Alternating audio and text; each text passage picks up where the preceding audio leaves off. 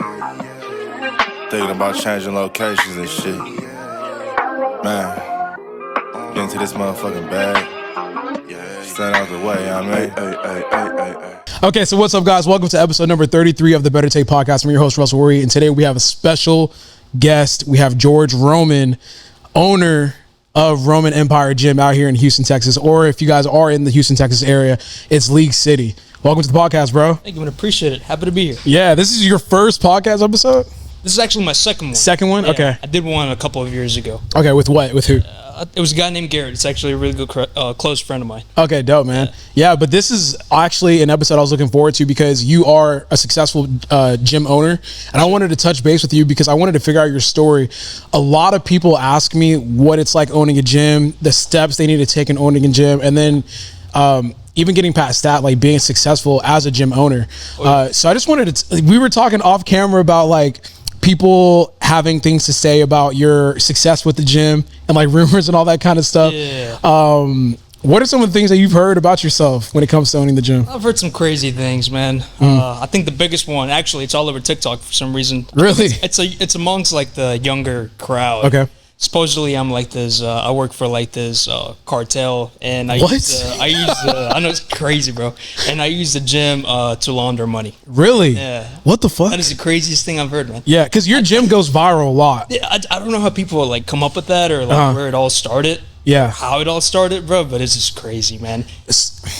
I think people just whenever they see somebody doing something, they just justify why they're not doing it themselves because they probably don't have the discipline or they just don't know where to start. So it's easier just to make up stories that just kind of like realize that shit you got to do something, you know. So yeah, I think it comes with the territory. Like if you experience, like you said, any type of success, people try to do these mental gymnastics to kind of like, okay, well, he must have done this and like he must have like got funding so he was able to do that. Yeah. Which is weird because I feel as though, I mean, if you don't know the person, you can't really single out like why they're successful, if that makes sense. I mean, yeah, and then people always assume that my parents are rich, my parents funded this, or they've helped me in some way, financially. But no, man, I started this from the ground up myself. You know?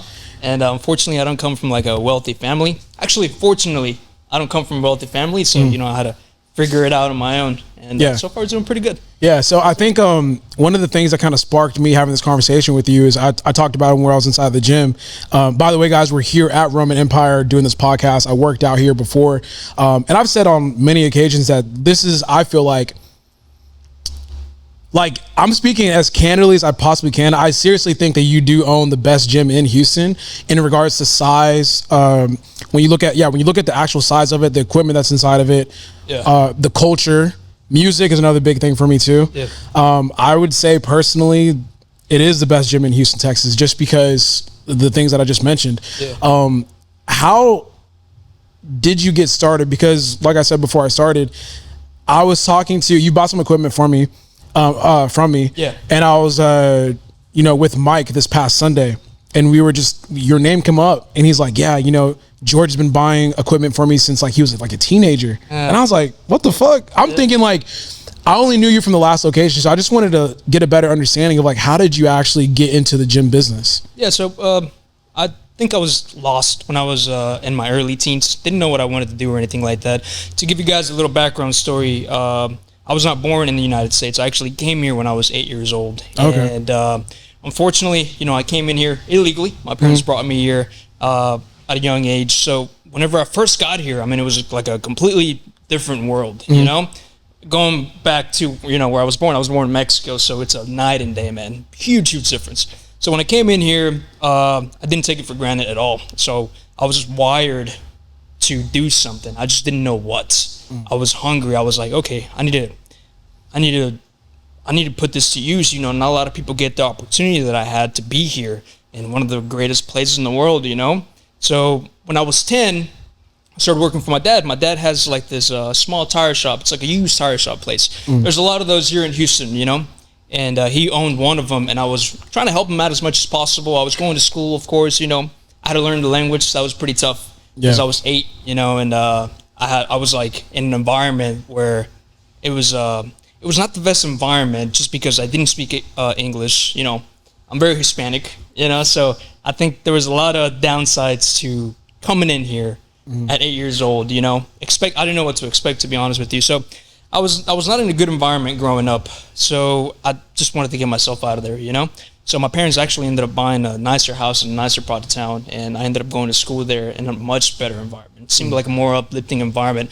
Actually, I think schooling is very important. You know, I think a lot of people nowadays kind of like frown on the schooling system, but I think just being in a good school can just do a lot for you. For sure. You know? Yeah. So anyways, I picked up the language. I started working for my dad on the weekends. My dad's just awesome, you know? He was tough love, but he always had good intentions behind everything he did. So yeah. I blame 100% of my success to my dad just because he's always been very involved, you know?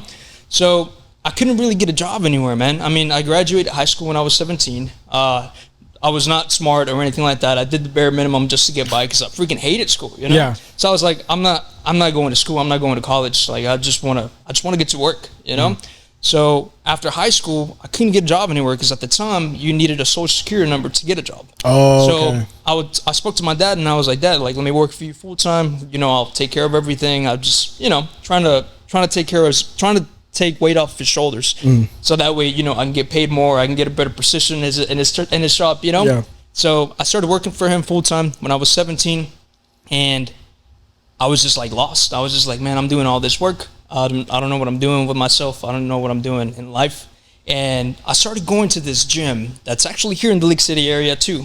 And I really liked it. I thought it was like a cool community. It was a cool environment. I started getting big into like fitness. I was pretty swole back then. I don't want to look like it anymore, you know? That's years of business, you know? But yeah, I was really big into fitness. And I was just like, you know what? I'm going to look into opening up my gym. And I think the person that sparked that in my head was probably Christian Guzman. Okay, yeah. I used to watch his YouTube videos a lot. He was a big inspiration of mine. I think him and Greg Plitt were two people that I would look up to. Okay, OG, yeah. And I saw Christian, you know, he was doing his little gym and stuff like that, and then he expanded into a slightly bigger gym, a warehouse gym, and I was just like, there's a guy already doing this out there. I just have to, you know, just watch. Keep watching. What is he doing? How is he moving? And I started learning a lot just from watching his YouTube videos. So I was just like, okay, so I'll start doing this myself. I actually saw Mikey. Christian bought some equipment from Mikey, and I ended up looking the guy up on Craigslist. Oh, for real? Yeah. Oh, shit. So thanks to watching, you know, Christian's videos, I ended up finding Mikey, and I got to meet him. Great guy. You know, I love him. I think, he helped me out a lot. Okay. And I started buying gym equipment from him. You know, the journey literally took me from 19, my late 19s, all the way up to 23. When I was 23 is when I first opened, you know, Roman Iron Gym. Yeah. But, bro, it was a lot of hustling, bro, for this, you know, for literally 3 years straight, man. So how would you acquire equipment? Were you just like buying equipment here and there and like shelving it, or? No, so I was buying equipment. Literally, I was in Dallas, I was in Austin, I was in San Antonio. You couldn't really find a lot of good equipment here in Houston at the time. You know, this is like 8 years ago. Yeah. And I was just looking for stuff on Craigslist all day, man. You know, when I would get little breaks at the shop, I would just start looking. And then on the weekends is when I would go and pick up the equipment. I literally just put a trailer in the back of my truck, and I would go pick it up myself. Because, you know, I didn't really have a lot of friends back then. And people my age at the time were just thinking about some. Oh, yeah. You're 17 through 23 at that time. So it's man. People's minds are on some different shit. They're not thinking about like business or like setting themselves up for the future. Everything is like instant gratitude at that point. Yeah. So I just wanted it, man. And I think that's what a lot of people are lacking nowadays, you know? Yeah. So I just worked my ass off literally for 3 years straight, man. I had 24-hour days, 36-hour days. I had no investors. It was just literally just me. My parents don't have a lot of money, so I couldn't really get that support from them financially. But they supported me throughout the whole thing, you know? So that was huge. A lot of people don't have that. So I was very grateful to at least have that, you know? And literally to come up with the money, the first gym that I opened, it cost me $187,000. Which for a gym, it's not bad, you know? Yeah. But at that age, like being able to save up and but I never saw the money, you know, because every time I would get a paycheck, every time I would sell something, because I would sell used cars on Craigslist too. Okay. And then I started buying and selling gym equipment too. So every little money that I would go buying more equipment. So I never really saw the money. Okay. But luckily, I was able to live at home, so that already shaved off, you know, some money that I had to spend and all that stuff. But yeah, just 3 years, man, I was literally just broke, and the time came and I found a building, which is where the old gym was at, Roman Iron Gym. Yeah. And that was a huge blessing. The guy didn't want to lease it to me because I was 23. I had no history of anything, you know? So I was just like, damn. I had to convince him. I called my agent, Bridget. I called her and I was like, hey, like, can we offer more money? Can I put more months down for me to get the building? Pay for more months up front, so that's like gives us some security. Yeah. So, anyways, his name was Gary, the landlord at the time, and he was like, "Yeah, let's go ahead and do it." So I had to pay for 3 months up front plus my deposit. So that was like literally 4 months, and it was $6,500 a month. So that was a lot of money that I had to put up front. Oh yeah, bro, I was broke. Every little savings, I had a little savings on the side for whenever I opened, everything was gone. I was zero again, bro. I was negative actually because I had to get mirrors. There's a lot of little things that go into opening up a gym that I didn't know at the time. It's not just the equipment. It's literally the system, like the software, the mirrors, the plates, the barbells, like a bunch of things, the rubber mats. It adds up quick. Oh, yeah, for sure. Oh, yeah. So, yeah, I opened. I was zeroed out. And social media, like, I wanted to promote the gym as... Not a gym. I wanted to promote it as a brand, as a community. And that's what we focused on a lot at the time. And luckily, it ended up working out. You know? Oh yeah, for sure. Definitely 3 months worked out. in, bro, I was already breaking in. So I was just like, breaking even. I was like, dude, that's freaking awesome. It's working out. We have something going on here. Yeah, and I want to touch more on that mindset of like when you were younger. How old are you now? 29. 29. We're literally the same age. Yeah. So it's like whenever you talk about how much work you had to put in at the beginning, because I'm sure you get a lot of people asking you like, how do you build a gym? I want to build a gym. What steps do you take? Because there's a lot of younger people that are listening to this podcast right now that probably want to open their own gym. Can you really talk about, I mean, you spoke on it, but I want you to kind of get more into the sacrificing that you had to make from the concept of like, I want to open up a gym, and then what do I need to do to actually do so? So I think whenever I first came up with the idea of like, okay, I'm going to open up a gym, I didn't know where to get equipment. I didn't know what I was getting myself into at all. I didn't know the logistics, like the actual business side of it. I didn't know anything about it. So I was like, let's start researching some of this stuff, Luckily, the gym that I was going to, I was really good friends with the staff, with the front staff. So I would ask them a lot of questions like, hey, how does this operate? How much money is it making? And at the time, the gym that I was going to was making $20,000 a month. That's why I was like, oh shit, if I can make $20,000 a month, I'll be set. I'll be happy for the rest of my life. And sorry to cut you off. That's actually a good base, because I feel like a lot of kids, they're like, I want to open up a gym, but they don't ask anyone around. Like it's like so let's say there's a member like right now inside of your gym that's like, hey, I want to open up a gym, but they don't talk to anyone about it. Yeah. It's like, bro, you literally could just go ask the front desk like certain different things, or just ask questions like, hey, how does this system work? Like what is the system that you guys use, or little things like that. But sorry. Just literally trying to use what I had at the time as best as possible. And luckily I was friends with that guy, and he kind of like, he guided me a lot in the process of, what software to get, how to go about the waiver process, the memberships, the pricing, and all those things, So I started learning from him then, because I didn't have the money just yet to actually start buying gym equipment. But that's the thing. This is off topic, but if people want to do something, there's things that you can do that don't really cost money, man. Just literally the time to actually invest the time into figuring out how this shit works before you actually get into it, Yeah. So luckily, like I said, he was a big help. And then I started, okay, where do I find gym equipment? So that's when I was like, watching Christian's video, and I saw that video, and I was like, okay, this guy named Mikey, he's in the Kima area, which is 15 minutes on the road from Lake City. I was like, I'm going to reach out to him. And Mikey was the one that literally just showed me everything about gym equipment, different brands, the quality of equipment, where to get them, the auctions and all that stuff. So that's what I started doing myself. He was a big, big help. And now the biggest thing was, okay, how am I going to come up with the money to buy all of this? Yeah. Because, bro, gym equipment was expensive. Really expensive. Really expensive. My first $10,000 I spent, bro, I was only 6 pieces, Yeah. I bought $10,000, which is everything I had at the time, 6 machines. And I was like, shit, that's it. Now I had to go and work and get some more money to buy some more equipment. And I did that, man. And I thought it was just going to take me a year, bro. But, 2 years go by, and then we're like on our way to our 3rd year, and still not happening. And I started getting frustrated. You do get kind of discouraged when you put so much work into something and it's still not, you do the same thing for years and it's not paying off or anything like that. You do get a little discouraged. You do get frustrated, and just being able to like just quiet all that noise down was complicated, especially in your early 20s. Yeah. And then I would see all these kids pull up to my dad's shop in nicer vehicles and all that stuff. And I was that comparison always kills people, because I feel like when you're young, which I didn't struggle with, but it was something that like was happening in my life as well. Yeah. When you're at a certain age, you're always comparing your life to someone else's life. So it's like, oh, I'm 22. This kid's 22 and he's already $1 million up, and like he's driving this nice car. It's like, damn, I'm not shit. I'm not doing anything with my life. How many times? I feel like, how many times did you almost feel like quitting during that process of actually opening the gym?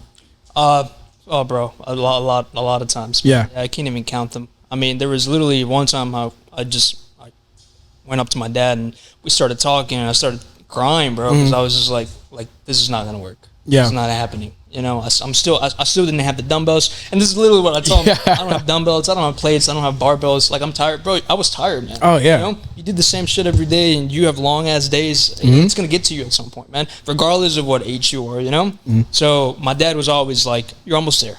Like, just keep going. It's gonna pay off." Yeah. And I would always listen to him, and like I said, just my dad was a big, huge help, bro, when he came to that.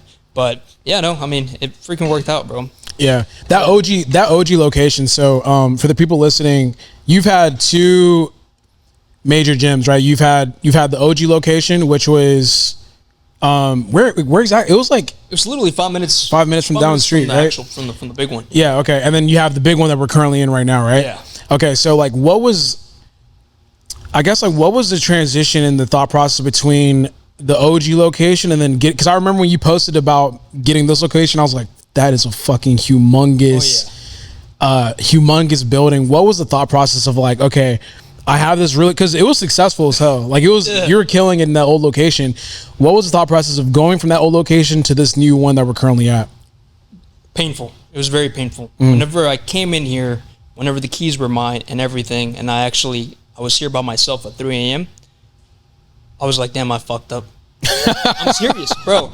Damn. It was a big project. At the time, I was just like, where am I going to get all the money, dude? Yeah. Sorry. How big is this place, square foot? This one is 27,000 square feet. Jesus. My previous one was 6,700. Oh my God. So it's a big difference. Yeah. Man. Yeah. Huge difference. It was exciting. Obviously, whenever I first came here and toured the building, I thought, yeah, this is amazing. I'm excited for it, But then after everything was like said and done, I came in here and I was just like, shit. I guess I just didn't think that far ahead. I was just more excited about, sharing this with the community that we had at the old gym and everything. And I was just like, man, they're gonna be so excited about this, Yeah. And they were, but I was scared, man, 100%, bro. Yeah. I think it was a big project, and it literally took me 3 years to fully like max it out, equipment wise, like memberships and all that stuff, man. So it took me quite a bit to get to this point right here, but yeah, that was a scary transition, man.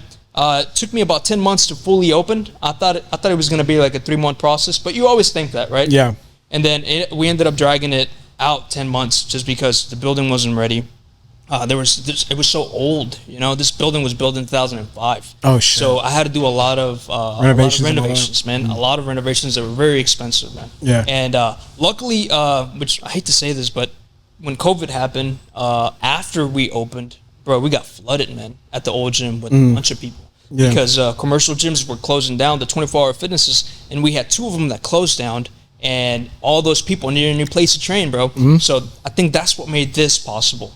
And I hate saying it, because it was a rough like time period. Yeah, for sure. But it was so good for us after, So thanks to that huge flow of people, that huge flow of money as well, I was able to do this. I was able to open this in the time frame that I did, and it felt a little rushed, of course, but I needed to be out of my old building because my lease was about to be up. Oh, okay. Yeah, so I got this building 2.5 years in after I had opened Roman Iron Gym. Oh shit! Okay. Yeah, and this one ended up opening on our 30-year anniversary. Oh, that's perfect. Yeah. So it was like the timing was perfect, man. Yeah. So I was really trying to push for that date, and it ended up working out, man. Yeah, for the people listening, this gym is fucking humongous. Like, it's big. So I can only imagine moving from the old location to this location, and it's like, as the owner, you receive the keys, and you probably toured this place a million different times by yourself, like probably at night or whatever, just thinking about what am I gonna do. But like that must have been such a crazy moment where you're just sitting there in the dark looking around. It's like, okay, yeah, I got the spot, but now I need to. What am I gonna do? Oh yeah. Now I gotta put because it's 3 times bigger. It's almost 4 times bigger, if not like close to, than your old location. So you had to bring in more equipment, I would imagine, right? Oh yeah. Yeah. Hell of a lot more equipment, man. Damn, man. Oh yeah. Yeah. Like right now we have over $1 million invested in just gym equipment alone, bro. Fuck it. I mean, I believe it. So I haven't been here in about like a couple of months. When I came, there was even more equipment. Yeah. Than because the dumbbell section has been kind of almost like there's equipment going into the dumbbell section now. I was like, oh, it wasn't like that before. So I could just tell there's still money being invested into the gym. Yeah, we're always pouring back into it, man. And I really think that's what makes gyms successful. Oh yeah, for sure. Constantly having to invest money back into them, bro. I think people like that, and it attracts more people, man. Besides from social media, I mean, social media for us wasn't really even a thing until maybe this year and maybe at the end of last year. But prior to that, bro, social media really wasn't big for us. We started picking up recently. Prior to that, it was just a lot of word of mouth. A lot of people a lot of people trusted, us to be their home gym, and a lot of people wanted to just make this their spot. Because that was going to be my next question. I think gyms are the hardest. I think I feel like it's restaurants and gyms. Yeah. Those are the hardest business to open because the turnover on that is probably like 2 years, 3 years. Like once you open up a gym, it's almost like the clock's ticking to when you're going to close. How did you get people in the door if you're not utilizing social media? Because I feel like that's one of the biggest ways to get people in the gym these days. I think that if you have a good product, the word spreads really fast. If you have a bad product, same thing. So I think people in the area really liked what we were doing, even at the old gym, bro. Yeah. I think we maxed out at a little over 800 members, which was pretty good for how small the gym was, you know? And we didn't even have AC, so that was a lot. Yeah. And I think people just really liked it, man. So it picked up really fast. It really did, because from when you opened, I was like, damn, man, your gym would be packed the fuck out. Yeah. I think it was the open gyms. We would do a lot of open gyms when we first started. So we would literally I was like, I still got to pay rent. I got to pay bills, all this stuff. If people show up or don't show up. So I was like, let's just do open gyms every single weekend. So I started doing those open gyms, and bro, that became like the spot on the weekends, Yeah. So all these people started coming in, started telling friends. The open gyms got bigger and bigger. We just stopped them literally from one weekend to another. And all those people that wanted to come back, they were forced to sign up. That's how we were able to get a bunch of those people in there, man. So the goal was to become known locally first, which is, I mean, I think every gym should, try to do that as fast as possible. And that's literally what set the foundation for the rest of the future. What do you think in competition? Like, I mean, because it's not like you're in competition with other gyms, but at the same time too, like if your gym is like in your vicinity, it's somewhat competition because you're competing for those members. Yeah. What were things that you were doing within Roman Empire to kind of like say, this is what Roman Empire is, and this is what sets us apart from our, I guess, competitors or other gyms? I think one of the things that we focused on a lot was definitely equipment. We were trying to bring in different equipment that other gyms weren't kind of like doing, because it is hard to spend thousands of dollars on gym equipment once you're operating, you have an overhead and all those things, you know. But luckily, me at the time, bro, I was still living at my parents till I was 27, man. Like recently, I finally moved out, so I was able to save money on that aspect. And it's not, people just don't understand how expensive this shit really is, Yeah. And when I was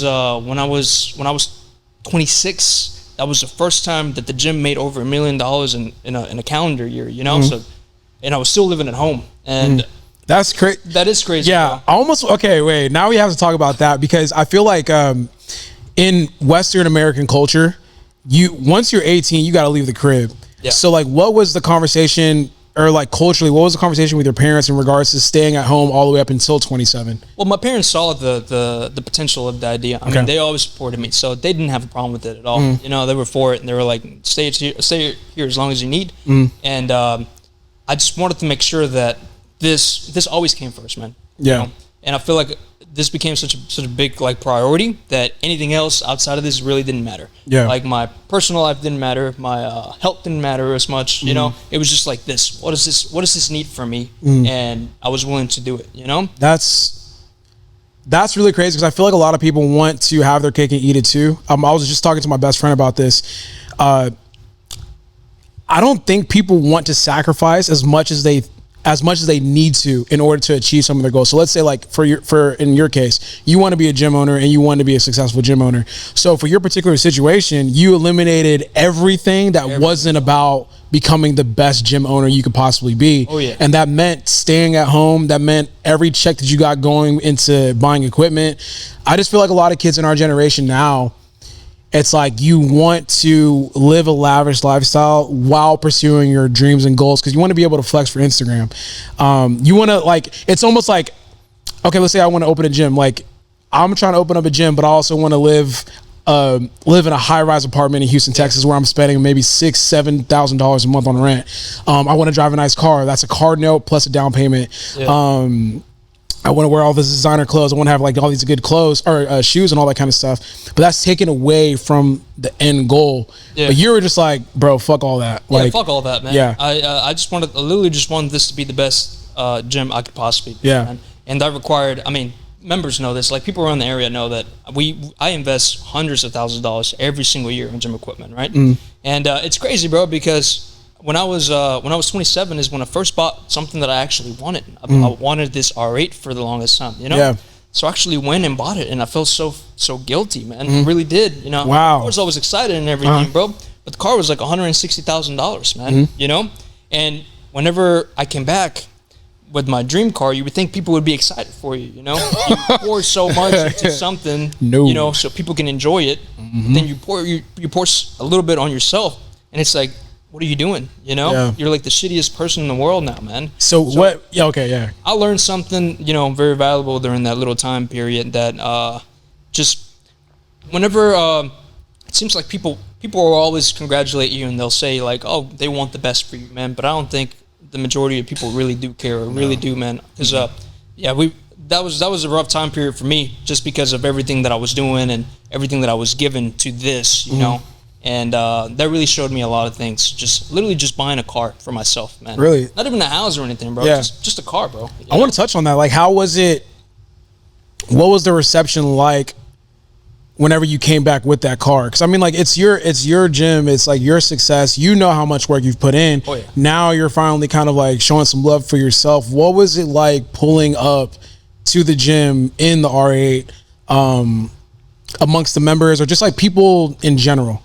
You can see, you know, some people didn't really say anything, you know, people like close friends or anything like that.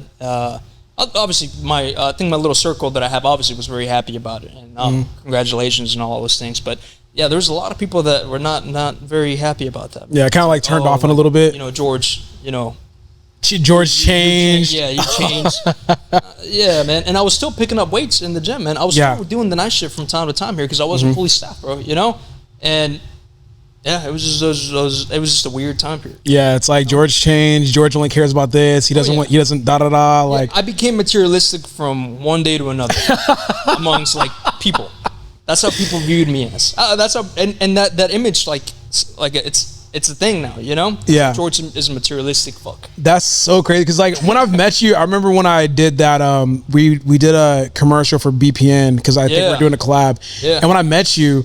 I had no idea what you would be like or anything like that. I was like, this guy is like literally the coolest. Like you're just very chill. I feel like you're very humble. You could tell you come from humble beginnings as well. Yeah. And I was like, I mean, that's interesting to hear that whenever you decided to like spend a little bit of money on yourself, all of a sudden now you're X, Y, and Z. The thing is, people are seeing what you're doing and people are literally just looking for things to not like you. Yeah. Or they're not even seeing what you're doing. And like that too. And then they only see the end result, I guess, and they judge you off the end result, but they don't know what you've been doing to get to that point. Oh yeah, yeah. But yeah, no, man. I mean, prior to the car or anything like that, bro. I mean, everything went back into the gym. That's how I was able to scale with no investors or nothing. I have no experience in business or anything like that. You know, it was just like a learning as I go kind of thing. You know. Yeah. But I think just minimizing all those little extra payments and all that stuff helped out a lot, man. Do you have problems? kind of like treating yourself now, or you've kind of gotten over that? No, I've gotten better at that. Okay. Oh yeah. I've gotten. Oh yeah, no man. Yeah. I enjoy myself now. Yeah. 100%. And I like to take care of the people around me too. Yeah. You know, last year I bought my mom her dream truck, which I saw that, man. bro. That kind of stuff, like it just that was beautiful, man. Yeah, and then same thing with my dad, man. You know, I bought him a brand new truck. If you would have seen his truck that he was driving around, bro. Yeah. I couldn't be driving in a Lambo, and my dad was pulling up in this old ass truck, you know. So Yeah. I was like, okay, well, I got the dream car that I wanted, and I'm gonna go ahead and take care of my parents, right? You know. So that's what I did last year, man, and it felt great, man. Yeah. And it does. I don't think anything can compare to that feeling of just giving back, man, to the people that actually want the best for you, like genuinely, you know.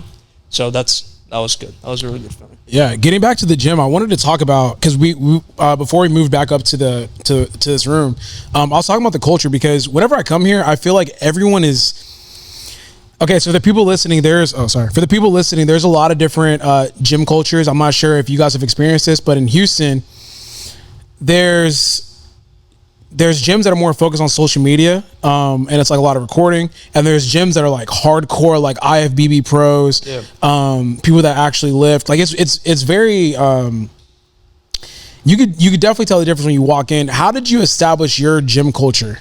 Like, how did you get IFBB pros and all that kind of stuff to start coming through here?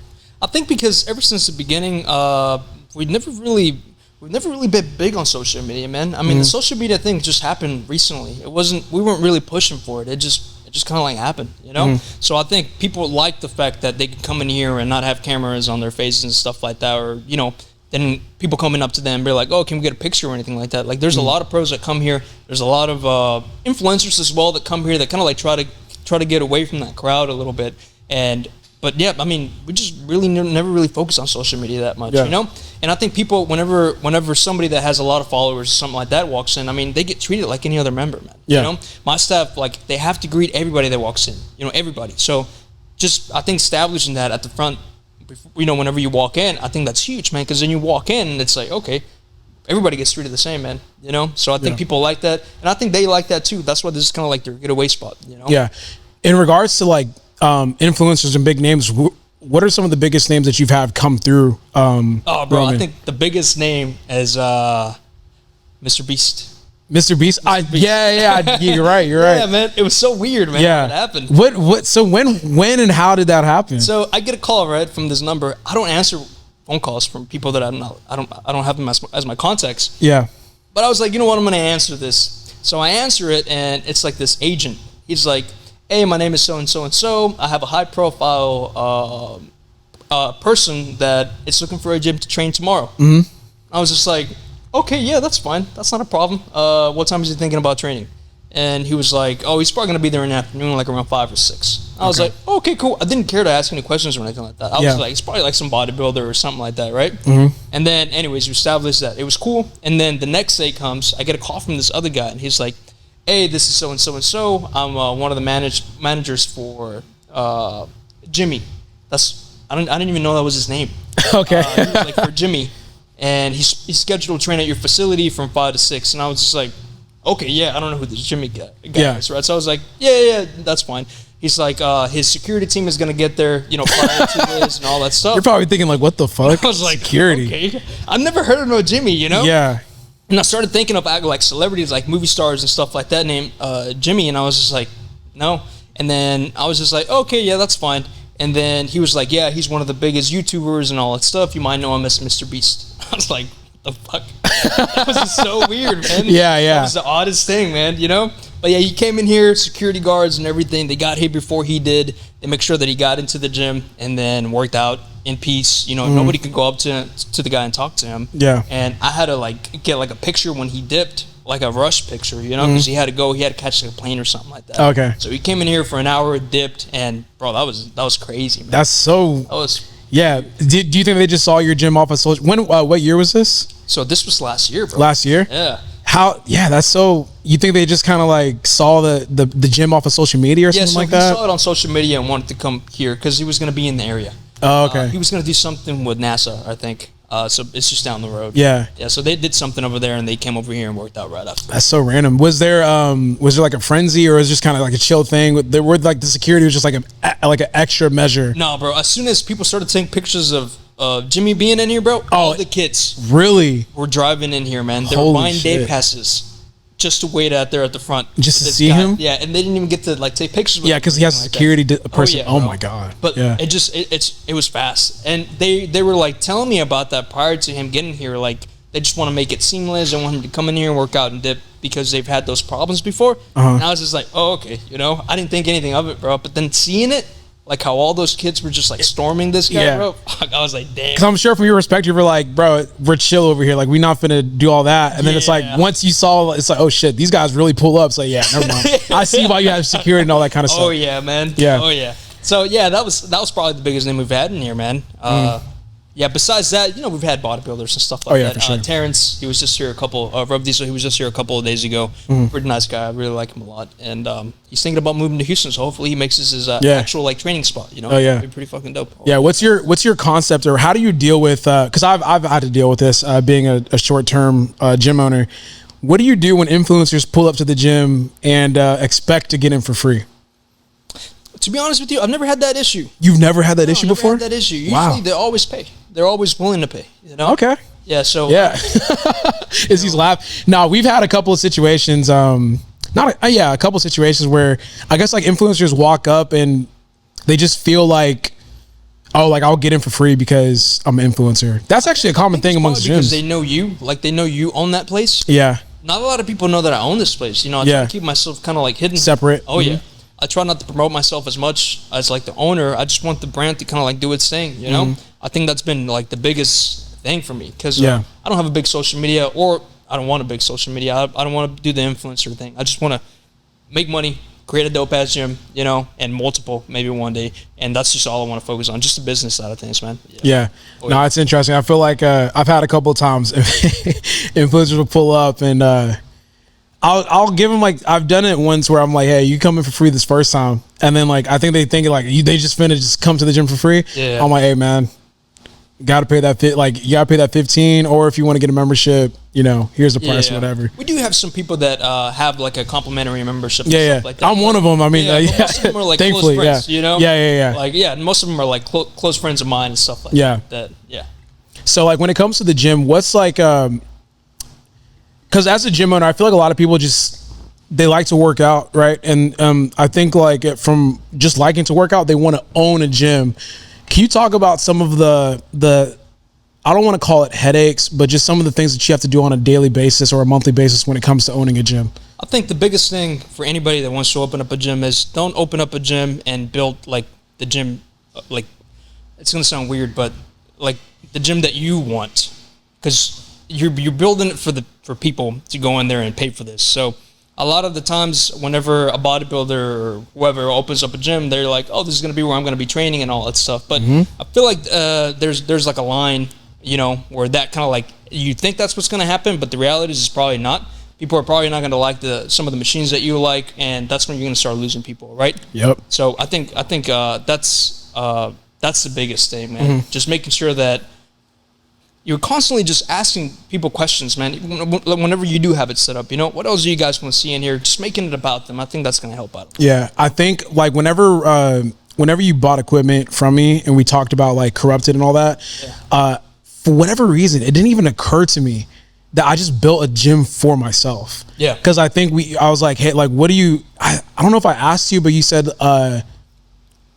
if you guys got AC, it would have made the biggest difference and like got more members or something of that nature. Oh yeah. And for me, I was like, I don't want AC, and I'm like, that's the problem. That's the problem. It's like, bro, this gym isn't for you. Yeah, you train there and like it's your gym, but you're in the service of serving others. 100%. So you need to make sure that if 100 people are saying that they want AC and they need water or whatever, and you're not doing it, they're gonna go find another gym that has those things. But for me, I'm like, I don't want AC, and I want more of a difficult training condition.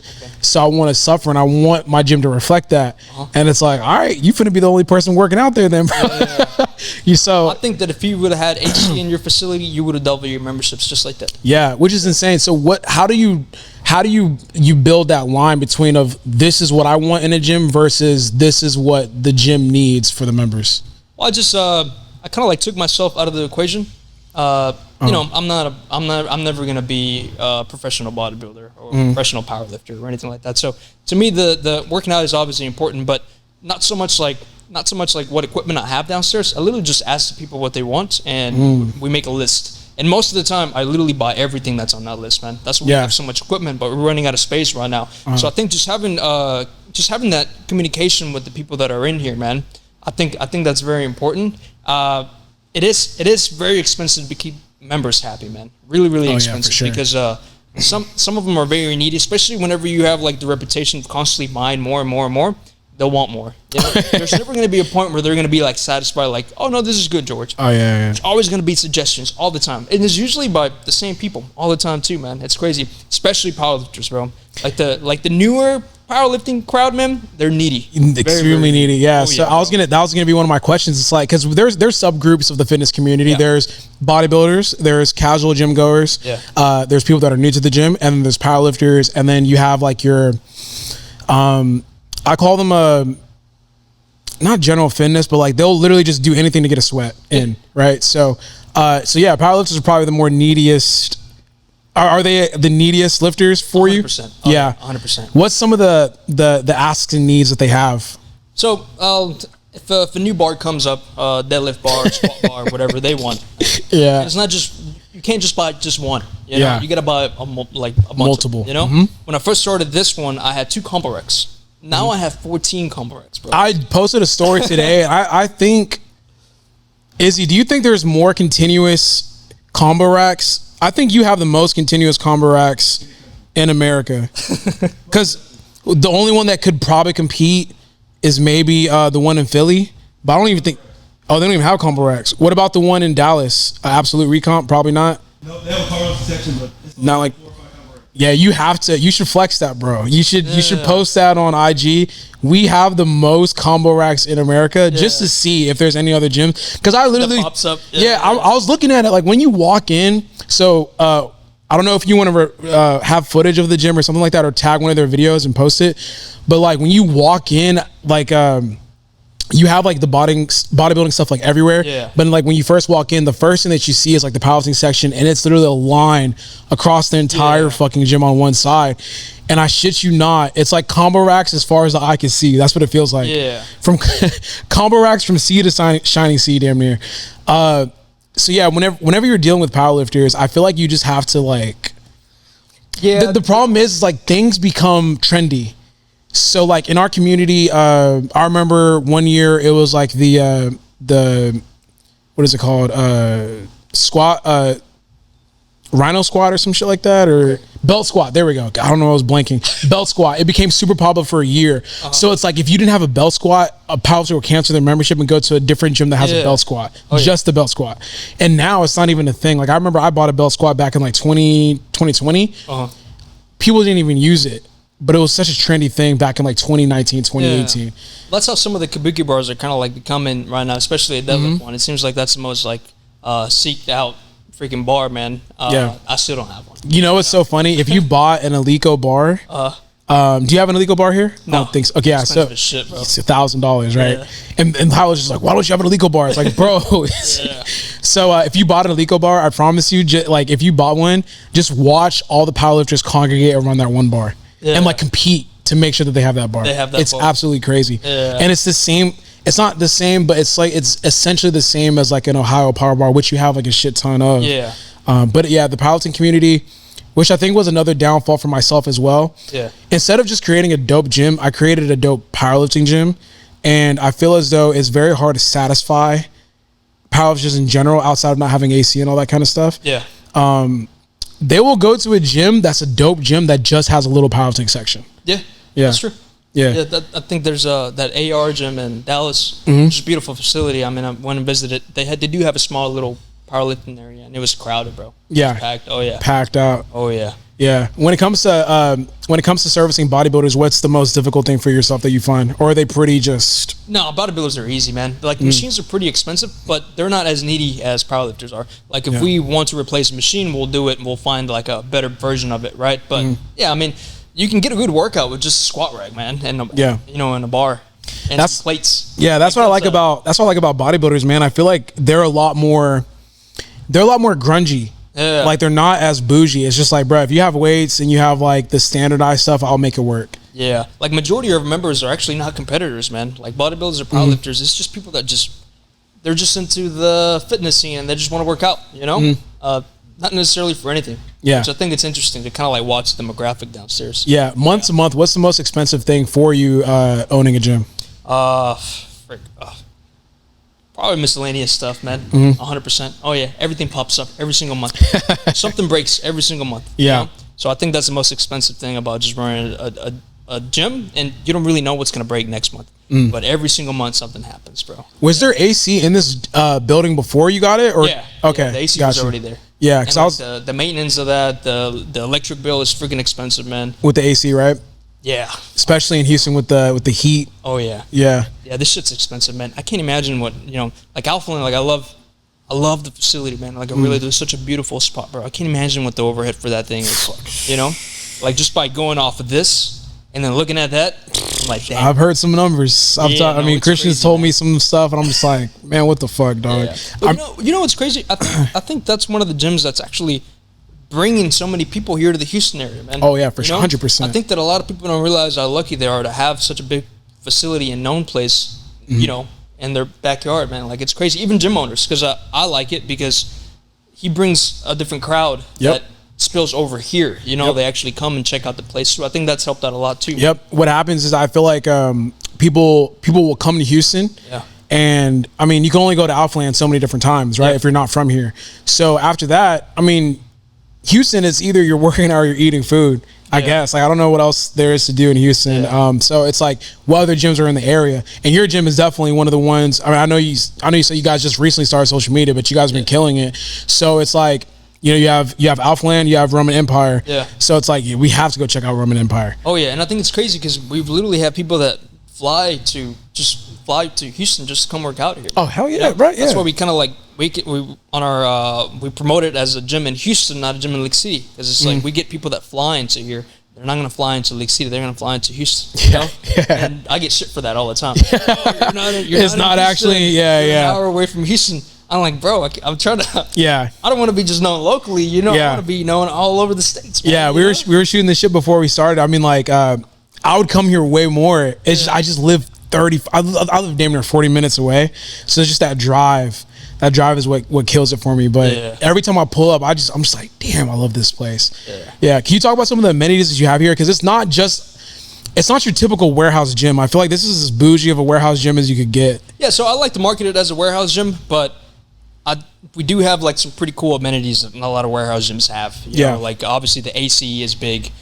We have a recovery lounge, which we have Normatec compression, leg compression, hip compression. We have infrared saunas. We got a private cardio room that you can go into. It gets a little toasty in there because it's upstairs, but it's nice that it's separated from the actual gym. And just the layout itself, man. I feel like a lot of gyms don't really put a lot of thought into their layouts, man, and I think that's what literally makes or breaks a gym. We try to analyze where a lot of the foot traffic is, and we try to break that down in pieces as much as possible, bro. Because we have a lot of members and we have a lot of guests too. Like very recently, we've been having a ridiculous amount of just foot traffic, just because of the social media aspect of things, man. And it's been crazy, bro. And I'm just so glad that we put so much time into creating a layout that separates everything properly. It just breaks the flow of people in there really good, Yeah. Try to divide everything into sections. Yeah. Because when you walk in, I think so I'm thinking about when you walk in from this side that we're on top of, you have the leg section on the left-hand side. Yeah. Right? Powerlifting section straight to powerlifting is damn near like all across. The whole thing. The powerlifting section alone is about 7,000 square feet, man. Which is huge. For context, Corrupted was like 4,000 square foot of gym space, and this guy has like a 7,000 square foot of combo racks. Just combo racks, man. Yeah. Fucking insane, man. Oh yeah. Man. Yeah. So whenever you built this spot out, because you guys just celebrated, How many? 6 years. 6 years? 6 years in business. To me, that's like 12 years in business for a gym. Oh yeah, bro. Yeah. It's been brutal, man. Double it up. It's been brutal. People want to open up a gym, bro. It's hard, man. It's probably one of the hardest industries to be in. Just not because it's competitive, bro. Because it's just really expensive, man. Everything is expensive. Your overhead is through the roof. You need a ridiculous amount of people to actually make money off of it. And the thing is, you see a lot of the gyms that are making money. Obviously, because there is a few, you know. Everybody thinks that that's what they're gonna get after a couple of years of being open. Not the case at all, man. There's a reason why 99% of the gyms end up closing down, bro. This shit is fucking hard, man. Yeah, I feel like a lot of gyms, it's a lot of businesses, it's just spinning your wheels. Yeah. Like you could have a shit ton of members, and like I mean, you're making a lot of money, but also the money going out is insane. Oh yeah, it goes out a lot. So I would assume the rent is crazy. It's right? crazy, bro. Yeah, and then like you said, like the little things that you have to pay for like during the month, and then on top of that, you're still introducing new equipment. Like, oh yeah, yeah. I mean, because when like I said it earlier, but like I left, I started training at another gym just because it's closer, and then when I came back here, I'm like, bro, there's more. Like, there's a fuck ton more equipment from the 2 months that I haven't been here, which is insane. Because I didn't when I had Corrupt, I wasn't actively buying equipment. Yeah, I was like, bro. Once we opened, I was like, hey, man, you might get some pieces here and there, but I'm fucking tapped out. Like, there's no way. No, we're fully maxed out on gym equipment. Yeah. Oh, yeah, but for sure. I'm still buying more equipment because we actually haven't even talked about this anywhere, but the goal is to be out of here in 2 years. Okay. So I want to be. I'm done with this building in 2 years. I want to build a bigger one. That's the goal. You know. So we need a lot more equipment to kind of like fulfill the new space. Are you building or are you? Yeah, we're gonna build from the. Are you gonna build? Oh wow. Oh yeah. Shit. So literally taking this building or the bones of it, you know, the structure, we're making it nicer, slightly more spacious, but a huge outdoor section. You know. Okay. Because one of the things that I love about Alphaland is like all the outdoor space that he has. You know. And I want to bring that to my future facility as well. Oh shit! Yeah. Damn. See, the cool thing about Alphaland is that it's one of those things that you look at the concept and it works, you know. And Christian had to kind of like take the if it was going to be successful or not. It was Yeah. Because when you do something first, like it's either going to work or it's I call it the fuck man. Is it like you're the first over the hill and it's like. You're the first soldier to go over the hill, so you're gonna take all the arrows first, and then everyone behind you gonna be like, "Oh shit!" Okay, and then they're gonna strategize how to go over the hill and then do it more successfully. So you kind of analyze what works and what doesn't, and you're like, okay, I like that, I don't like that. Okay, I'm gonna apply this, and I'm not gonna apply that. Yeah, but I think the future of gyms, man, I think that they're gonna keep getting bigger, man. You think so? Oh yeah, 100%. There's a lot of big ones that are popping up. I mean, you got Fusion. I don't know if you've heard of it. Actually, you're right. Yeah, It's ginormous, man, and it works. And I think that's what people are kind of like leaning towards more, just a bigger facility, for a good, reasonable price. So I think that all the smaller facilities, if they don't upgrade or get big, as fast as possible, they're going to run into that issue where bigger things are going to start popping up. True. Yeah. Because I think Alphaland was probably one of the first of its kind to be kind of like a theme park. Yeah. That's the best way to describe it. Yeah. So I think that's what it works. He makes a shit ton of money off of doing that. Overhead is through the roof, I'm assuming, but I'm pretty sure he's still making pretty good money. So I think that's the future of the gyms, man. I really do. That is, when you think about it, yeah, Alphaland opened up, and then you had Fusion Gym that opened up, and then you had Absolute Recomp that revamped and opened up. Yeah. And those are big fucking facilities. Big facilities, bro. These aren't like for the people listening, and I was talking to Izzy about this too. Like, we live in a unique space in Houston where warehouse gyms are kind of the norm. Yeah. Like, I feel like most people, if you don't train at a commercial gym, you train at somewhat of a warehouse gym where it's a garage or a warehouse style gym, doesn't have AC, because that's pretty common outside of a commercial gym. Doesn't really have AC or whatever, but it's just bare bones and people just like training that type of environment. Whereas like you go outside of Houston or Texas, it's not as common. You might have a spot here and there, but there isn't like a Roman Empire. Because whenever I post about the gyms that I go to in Texas or in Houston, everyone's like, bro, we don't have this like where I live. Yeah. So yeah, I think that's interesting. You say that gyms are just going to keep getting bigger. We're going to keep getting bigger, 100%, man. And right now the goal is to make a facility that's franchisable, something that's easy to replicate. That's literally the direction that I see this going, man.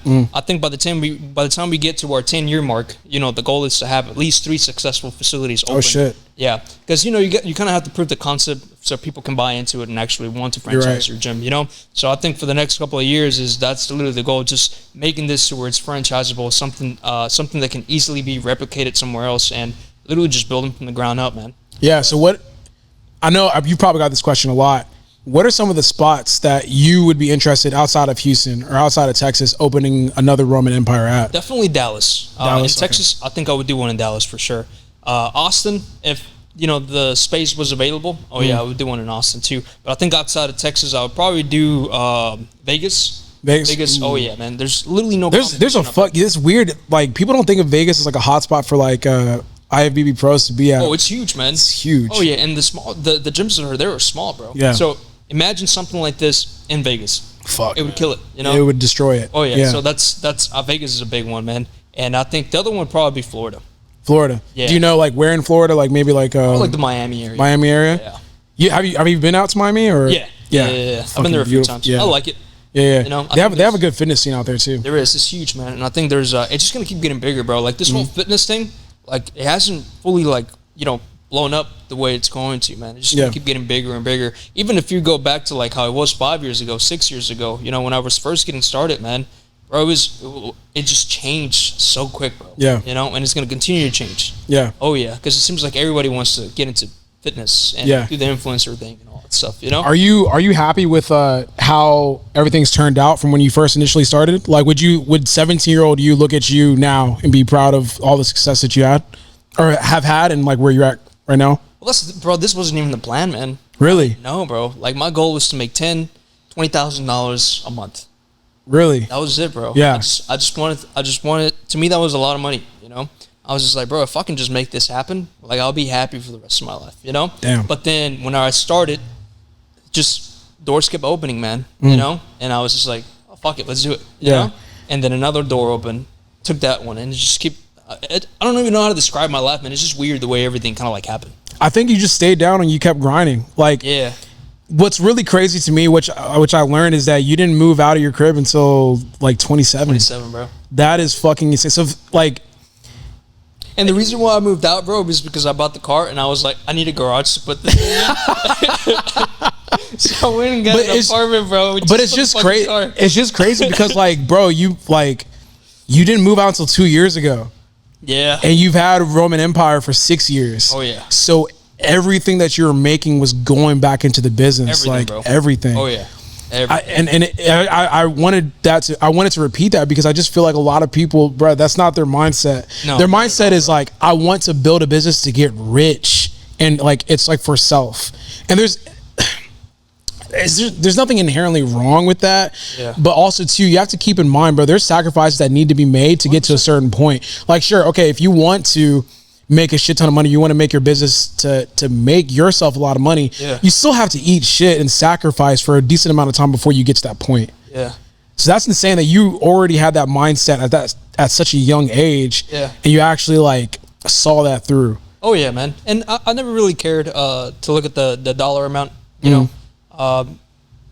Whenever I first made, my first $1 million in one calendar year, my CPA was the one that told me, you know, the CPA that I had at the time. It was like, oh, you made X amount of money this year. I didn't have $1 million in my bank account. It was all. It's always back in there, it's always like that, bro. It's like, oh wow, you made this amount of money. It's like, well, motherfucker, I don't see that shit in my bank account. Oh yeah. What the fuck? No, people think that, you know. No, but yeah, I didn't really care about the money side of it, man, as much until like recently, just because I need a place to live. There's things that I want to buy for myself. I want to have a family eventually. Like taking care of my parents and all that stuff is huge for me. So obviously that's going to require money, and it's going to require like freedom and stuff like that. So I'm trying to set this up. Like, okay, the concept worked. So now it's like, how do we multiply this, and what steps do we need to take to kind of like get that rolling? I think having systems in any business is very important, man. I think the faster you can make it to where you're no longer working for your business, bro, the better, So I think that's kind of like the transition that we're in right now, where I don't have to be involved anymore at all, and we just have like good systems that are running and it's just operating on its own, and I can go ahead and take that time, get 100% of my time back and okay, let's go ahead and expand this somewhere else. Yeah. Because it's hard to work on 2 projects at the same time, bro. Because when I had my old spot, moving into this one, I had 2 open projects, you know? This thing was operational, and I still had to renovate this whole thing by myself, you know? Yeah. So that was very challenging, and you kind of like half-ass on both ends, you know? Yeah. So just focusing on one thing at a time and understanding that it's going to take years. It's not going to take months. It's not going to take days to figure, you know, systems out, figure all this shit out, expand into a new spot, and just having realistic goals, man. I think that's what's really been really like just healthy mentally. Small term goals, right, to hit before you. Okay. 100%, man. Because back then when I was younger, I wanted to do things fast, man. Yeah. You know, which I think is good, you know, but I would get disappointed every single time because I was never able to meet those deadlines, man, ever, bro. So I think now understanding that it's okay to have a longer like plan, you know, there's nothing wrong with that. Like you're good, you know. Yeah. Everything is good, man. You know, Yeah. it's like it's good. Like relax. Yeah. Do you ever take time for yourself to just like relax a little bit more, or I've been taking more time Yeah. recently. 100%. Okay. Oh yeah. Yeah. I feel like, bro, I've been busting my ass for almost 10 years. Yeah. So it's nice to kind of like be at this 10 years, bro. Isn't that crazy? That I mean, I feel like because are you turning 30 this year? I'll be turning 30 this year. When October 1st. October 1st? Oh, yeah, man. Shit, man. Do you have any plans for that, or are you just gonna turn 30 and that's just kind of it? Probably just gonna turn 30, bro. I don't really know shit, to be honest with you, man. No travel, vacation, Nah, nothing. probably not, man. Have you traveled anywhere for vacation? I'm actually going to Hawaii next weekend.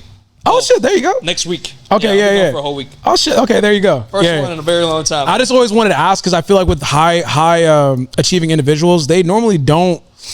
It's very you could count on your hands probably the amount of times you've taken out for yourself to like go do something nice because I love what I do, man. Yeah, Like, yeah. This is so like peaceful, you know. Like, Yeah. This is so good. Do you feel peace when you walk through the gym? Because as a gym owner, like you're always because I'll come to you like every time I pull up, I'm like, bro, this fucking gym is, and you're like, well, we need to do this, we need to do this, I need to do that. I'm like, bro, you got an amazing. I know how your mind works in regards to that, but it's like it's still a beautiful ass facility. But do you walk around at peace, or are you constantly in work mode when you're at Roman? We're constantly mentally working, man. Even when I'm at home, you know, I'm thinking of things like new projects, new things that need to get done here. But I enjoy them, you know. But I don't have anybody looking over me telling me to do things, so I have to add urgency myself. You know, okay. That's one of the things that you kind of have to learn to do as an entrepreneur. You have to pretty much just hold yourself accountable to doing the things that are required for whatever business you're in, you know. And I feel like a lot of people don't do that. A lot of people have really bad time management and stuff like that. Yep. And I feel like if you don't have somebody like constantly telling you what to do, you're not gonna do shit. So I feel like just adding urgency to those problems that need to get solved and all that stuff, like I think that's what's helped me out a lot, you know. And I think a lot of people don't talk about that enough. Like everyone wants to be an entrepreneur and own their own business. There was like this thread that I saw recently. Someone said the real flex is flexing a Rolex while you're at lunch from your 9 to 5 is not a flex. And I'm like, I think people they make this entrepreneurial life look so amazing and beautiful. Yeah. I'm like, dog, if you decide to be an entrepreneur, you're probably working way more than someone that has a 9 to 5, and you're probably under way more stress. You don't have as much security. Everything isn't always guaranteed. Like you had to sacrifice for as long as you had to sacrifice before the gym started having some success. Oh yeah. What are some of the stresses that you've had? I mean, we've talked about it, but like, what are some of the stresses that you have as an entrepreneur in regards to that? I think it's just what are the roles that are needed for the business, and am I the person to do those roles? You know, I think I've gotten better at not trying to do everything myself, and I think just I've gotten better at delegating things and to people that are actually good at doing those things. You know, 'cause sometimes you try to cut corners by not hiring people and stuff like that, so you end up overwhelming yourself with a bunch of stuff that you're probably not really good at. But just hire people that are good at doing those things, and I think that literally took so much like stress off of me, man. Yeah, like ridiculous amounts of stress. So I think just being honest with yourself, understanding what you bring to the table and what you don't, and just hiring people accordingly to that, man. I think a lot of people don't do that. Yeah, especially kind of like at the early stages where you try to do everything yourself. As soon as you start making money, bro, like how much money do you actually need to live? Or like to, pay your little bills here and there, and to, let's say you have an apartment, whatever it is, your personal overhead, and then after that, start bringing in people, man. Start hiring people, so that way the business is like, you just grow faster like that, bro. Yeah. I think that's helped out a lot tremendously. Yeah. What's like, because I know a lot of people, I mean, you probably get this question a million different times, but what's like the biggest advice or biggest piece of advice you could give to someone that wants to open up a gym? It's gonna be rough. It's gonna be rough, and it's gonna take a ridiculous amount of time. every time I hear just entrepreneurs in general that want to open up their own business and they're like, well, I just want to create my own schedule and all those things. That's not the case at all. Like, you're going to be doing this shit 24/7, man. And sometimes you're going to be doing it for years, and maybe it might not work. You know, who knows? That's kind of like that's the risk, right? It might work, it just might not work. Who knows? But I think just whatever it is that you want to do, it's going to take a lot of time. It's going to take a lot of efforts, and you're going to have to sacrifice a ridiculous amount of things. Like, it's a lot, man. It's a lot that goes into this shit, bro. Yeah, because I feel like ever since I started trying to build Corrupted, I used your template along with Christian's and all other people's templates, and I feel like Corrupted wouldn't have been able to even happen without like you kind of going out there first and just showing like, okay, like you could do it this way or whatever. So yeah, man, I just, like I said, I feel like it's super crazy. I congratulated you on your 6th year, just because it's insane to like have a gym open and then be as successful it is. Also, I wanted to ask about the social media aspect of things. Like, have you guys seen a lot of return from the social media stuff? No, not at all. No, that's not how that works. That's not how that works at all, man. So what do you guys do the social media stuff for? Is it just another element of the business, or? I think it just helps with day passes. Yeah. You know, it helps bring in more day passes, but the amount of efforts that we put on social media doesn't really translate as far as like how much money we're making. Yeah, or like the new members coming in and signing up as much. Oh yeah, because it's not like an apparel company or anything like that. You know, where you have to run ads and people buy shit off of the website and stuff like that. We're more like, this is a location. Yeah, people have to kind of like come in here to to buy stuff and all that. We did kind of like start doing the online thing with the apparel. It's kind of like in the early stages, so we're hoping that eventually we get the apparel thing down to where we can sell outside of the facility. That's the goal. Yeah, because y'all social media is actually fucking killing it. Y'all have like how many followers on Instagram? I think it has 110. That's a lot. And like you guys have videos that go dumb viral. Yeah, like, well, it kind of changed a little bit recently. Recently. Yeah, we were talking about that. Whatever's going on right now. Yeah, they were doing pretty fucking good, man. Yeah, man. If you guys look at my Instagram page right now, just ignore everything you see because. Oh yeah, it's crazy, man. I'm actually thinking about getting rid of my content creator completely. Bro's sitting right. He's like just sitting. He's like, fuck. Nah, but I feel like, yeah, man. I mean, if you guys are ever in the area, obviously check out Roman Empire. It is. I mean, first of all, you probably have seen it on social media, but it's a fucking huge ass facility. You heard the amenities that he named. Like, there's anything that you want is probably here. Is there anything that is there any piece of advice that you give to entrepreneurs in general, anyone listening that might be in your position that wants to open up a gym? Yeah, definitely. Something that I feel like the reason why I was able to grow so fast is because I didn't have any investors. As crazy as that sounds, right? That you can grow faster without any investors at all. I've never took out any loans or anything like that. I started literally as small as I could, just to get my foot in the door, and then I just kind of like started growing after that. I started learning as much as possible, literally just from anybody around me. Don't always take advice from people, and just just listen to people, because sometimes they might have something worth listening to. So always be open to learning, and never walk into a room thinking that you know everything, because you more than likely don't. And just be patient. And I feel like if you show up every single day, and this is what I always tell everybody around me, if you show up every single day, you give your all, and like literally just maximal amount of efforts, there is no reason why it's not going to work out. If you're 100% like full all in, you show up every day, you give your all, there's just no reason why it's not going to work out. Yeah. And even me, when I was, whenever I had my long 24, 36 hour days, I would show up every day, and sometimes I wasn't in the best headspace. Sometimes I was tired, but I was like, I just have to show up and give my all today, and eventually it's going to pay off, And then 10 years later, it finally did. Yeah. And yeah, just be patience. Yeah. Patience is the biggest thing. That's such a good story, man. Cause I feel like when you look at people when you look at what you have here at Roman, I feel like people just see this, right? And they're like, I want that. And it's like, I don't want to do any of the work that goes into it. They don't know those nights where like you're probably up at night looking, you're like, man, fuck, how are we supposed to do X, Y, and Z? Yeah. Like where our backs are against the wall or whatever, or things aren't working out at this particular time. Yeah. They just want that. They just want what George has right now, but they don't want to do what George had to do to get what he has right now. Oh yeah, man. So that's why I wanted to bring you on this podcast, because I knew there was like some type of story behind all of this kind of stuff. But yeah, for the people listening as well, like, success is meant to be difficult because not everyone has it, right? Success is something that not everyone is able to achieve because not everyone's willing to put in the things that they need to put in order to achieve that success. Oh, yeah. So if you want to achieve something crazy and great, you gotta grind for a decent amount of time to make that shit happen. And I feel like you've done that, and you have your success story here, and you're still building. I'm sure you're looking at this shit, and you're like, man, like we're about to blow this out of the water in the next couple of years. So yeah. Oh yeah, I think 2 years. Yeah. That's a time gap. Yeah. Yeah. But I think that's pretty. Is there anything else that you wanted to drop, or anything else you wanted to? That's it, man. Yeah, man. I appreciate you being on the podcast and all that kind of stuff. Sir. But yeah, once again, if you guys are in the Houston area, I'm not gonna say directly in Houston, but if you guys are in the Houston area, it's still worth it though to make that 30 to 40 minute drive to come pull up and check out the gym. It's literally its own little ecosystem. If you come out here to League City and check out Roman Empire Gym, they literally have anything that you could desire. I think you guys pretty much cater to any aspect of fitness. Literally everybody, man. Yeah. That's the biggest thing. Yeah, so come check it out. Dope ass gym, big ass gym, and also dope ass owner as well. Thank you once again for coming on the podcast, bro. Yes, sir. That's episode number 33.